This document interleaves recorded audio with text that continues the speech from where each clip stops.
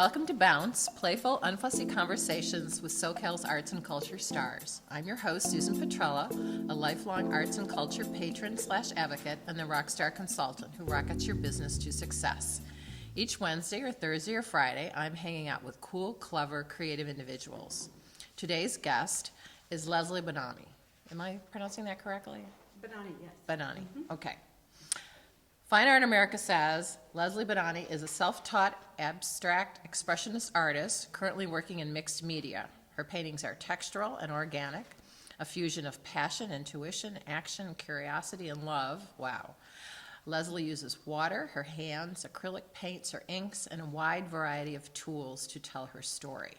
Her website says, "My work is inspired by intimate walks through nature in new and ancient places. I am fascinated by the vast landscapes in the distance. Their mysterious destinations ignite my imagination.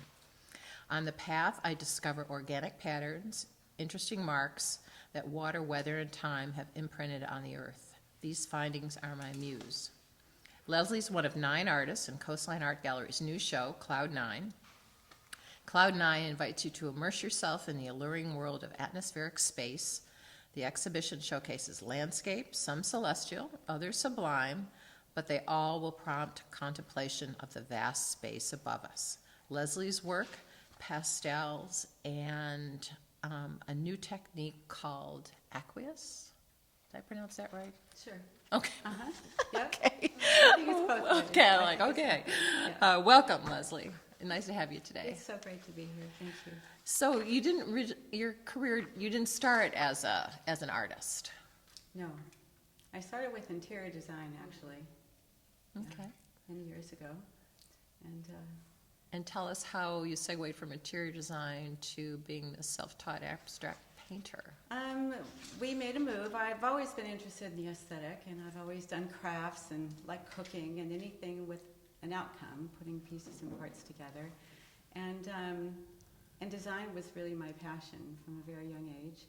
We moved to Las Vegas when we were 40, my husband and I didn't know anyone. We had a brand new house with vaulted ceilings, and I could just see a giant painting there. Yeah. So it was with that, it was a selfish motive. I thought, I'm going to learn to paint. So I went to the community college and took every class I could for 2 years in the art field. And when I graduated, or left, I guess, after 2 years, I took my son's bedroom. He was moving out and turned it into an art studio and never looked back. I made that painting. I was going to say. I did. I built my own canvas, 5.5 feet by 8.5 feet, and put it on 2 sawhorses in the entryway to our home. And we had a staircase that I went upstairs and looked down and used rollers from the hardware store. And for 4 days, I painted my first painting. And my style was there from the beginning. Oh, interesting. Yeah, it was really fun. And so, I put up that painting and several others. It was acrylic on canvas and never looked back. So your style has stayed the same all these years? It really has, actually. In fact, the first one I named The Beginning, that one. It lives at my son's house right now, still in Las Vegas. But it was just the rollers and the atmosphere and layers of paint. And I would work intuitively and just see and kind of go up and look down and see what I needed to change until it was finished. So tell us more about the process of creating one of your paintings. I have always, I deal in 3 different mediums, but I started out with acrylic on canvas. And somehow what comes from me, backing up, my teacher, he said to me, I asked him, I said, his name is Dennis Angel, went to Parsons, he's a wonderful man.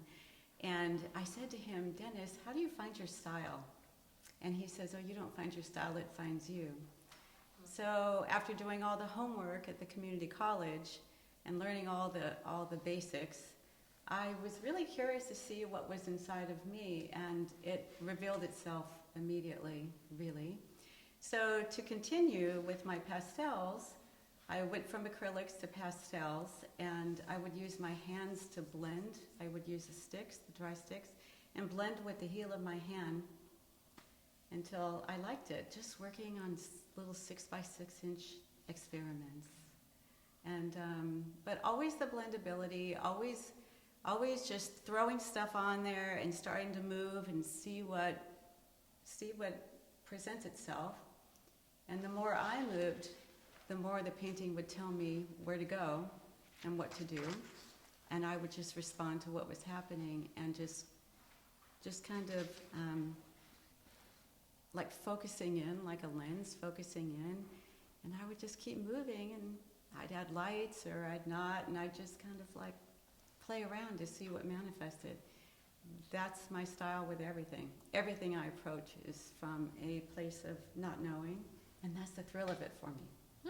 Yeah. It sounds like you become part of the painting that you're working on. It is a meditation. I work in silence, and it's a conversation that I have with the paper, and I just keep working until it's done. I stay with it until I think, okay, that's done. And then I name it and allow it to tell me where that came from.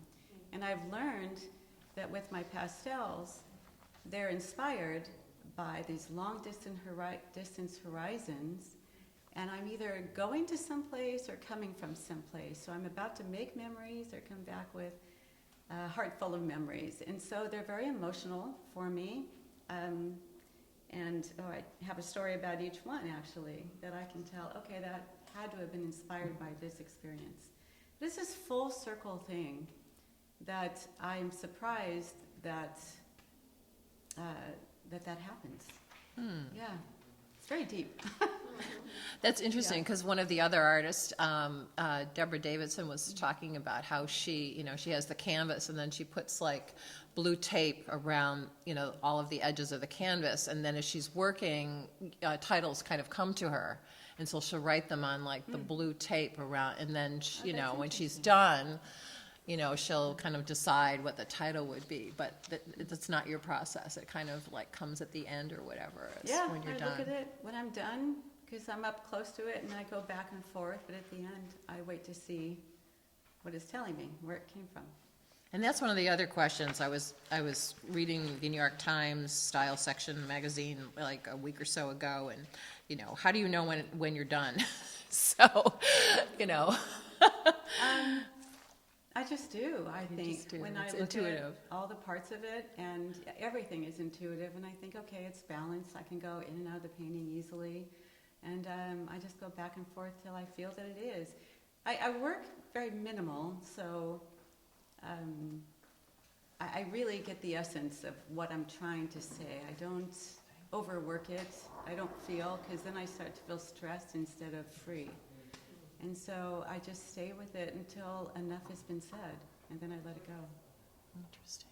Yeah. And your interior design background or early career comes into play because you do something very interesting with the work. You've had an opportunity to.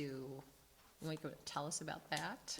Licensing? The licensing? Oh, the licensing thing? Yeah, that's kind of the interesting. licensing thing fell into my lap, and I'm really grateful for it. I was saying I had all those little 6x6 images just playing around, and they were all these blurry, ethereal landscapes and seascapes, and I put them on a website. It's in 2013. Had a licensing company call and said, hey, we like your work, but we need them like 20 by 20 so we can scan them and then sell them. They sell a finished product. And that's been going on since 2013. And I'm grateful. Pottery Barn has my images, and other people that I get royalties like 4 times a year, and it's a wonderful collaboration. But that was just out of the blue. But it's kind of interesting how your interior design career kind of came back in to your painting career. I do feel like that's a great full circle situation as well, which is interesting because my paintings do play well in most environments.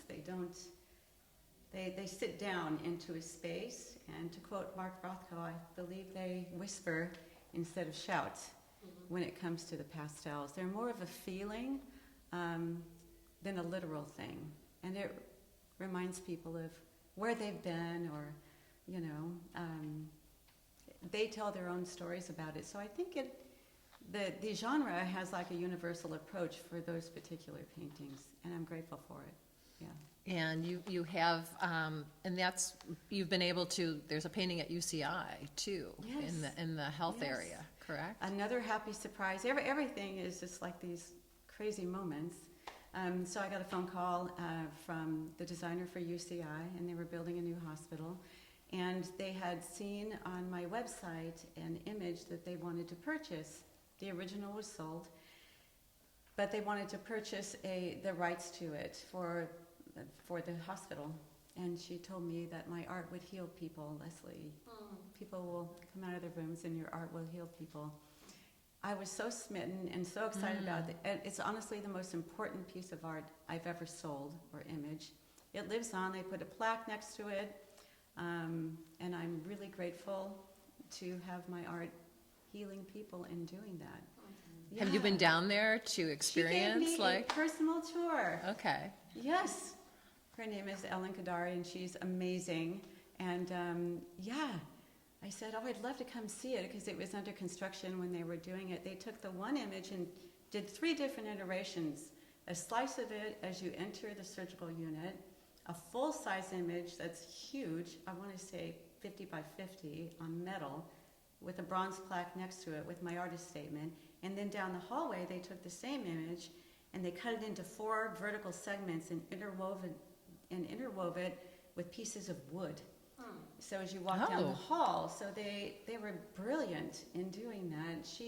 She selected the art, and then she worked with 2 designers who actually did that. And it was the highlight of my artistic career, really. Yeah. Yeah.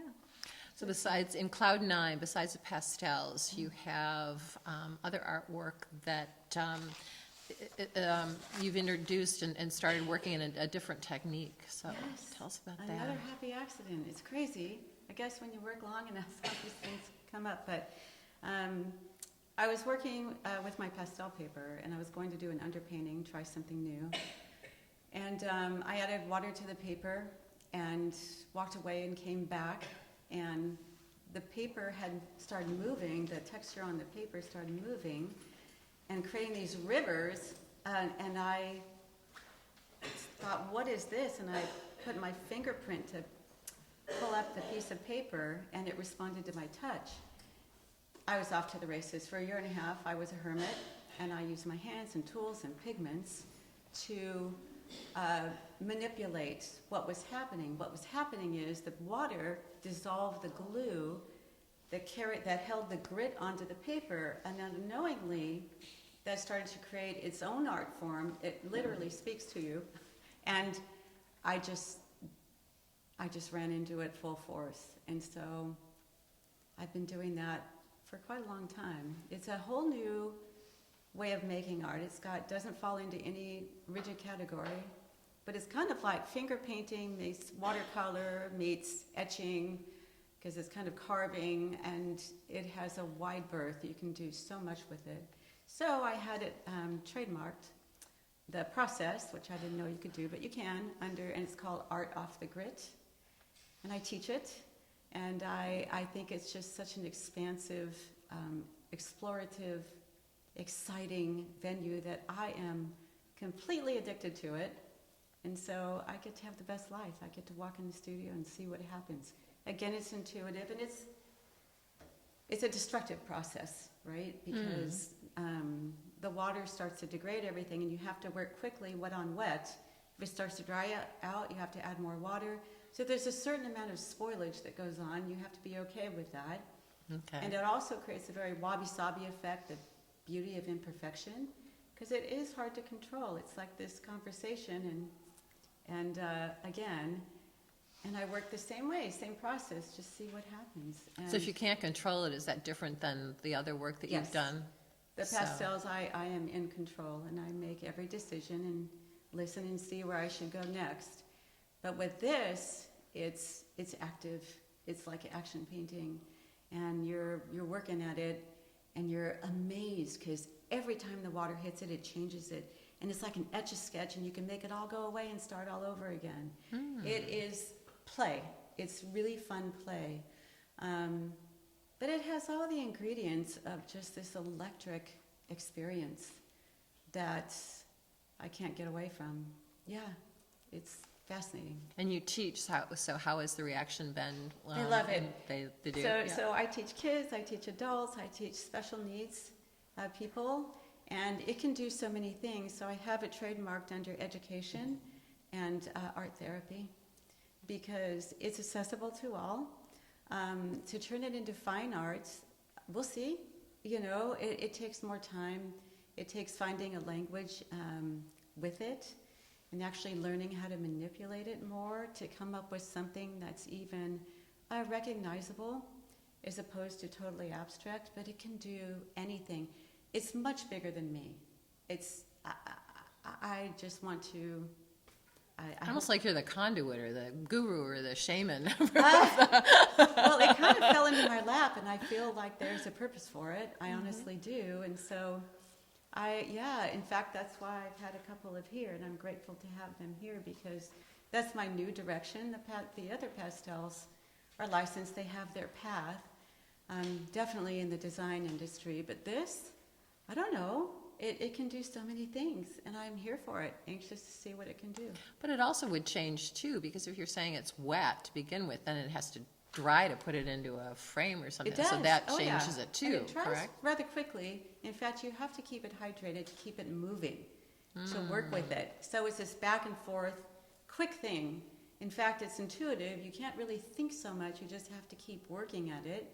And then there comes a point where if there's too much water, it dissolves it all away. And so it can be fragile at times as well if you overwork it.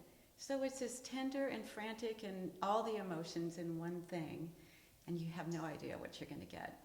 It's magnificent. And you were saying that the paper is a certain size, but you'd also like to do larger work with Indeed. it. Oh, there's so many directions you can do. You can take, it's like a cardstock. You can turn it into sculpture. You can put it all together on a canvas and make it larger. I haven't even gotten to that yet. I'm still enchanted. You can do collage with it. I mean, it's this whole new art form that in the hands of different artists would be, it has so many possibilities. Yeah.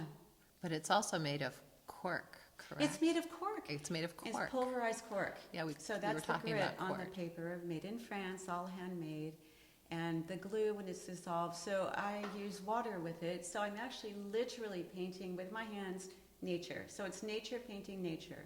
And what I didn't know is that when you do that and tap your hands, you use your fingers in the water, invariably what shows up organically is our organic shapes from the earth that I see everywhere else, or there's trees, or there's water, or there's ocean. And these are the things that I naturally gravitate to anyway, but they show up with all this texture and all this excitement, and then I go for walks and I see those same patterns in nature because it is nature. Between my hands in the water and the tree bark, all nature, all coalescing, all together to create nature, and it blows my mind. Wow, very spiritual. It is Very really spiritual. Okay, David, a class? We're going to invite Leslie Sure. to a class? A workshop. A workshop, okay, sorry, workshop. Okay. Here for it. Well, thank you, Leslie, for Thank you sharing your so much. story with us. You've made bounce bounce. A special thank you to our generous sponsor, Coastline College, its Fine Arts Department and Art Gallery, David Michael Lee, Director, Curator, Professor. David's also Bounce's wonderful producer. Thank you, David.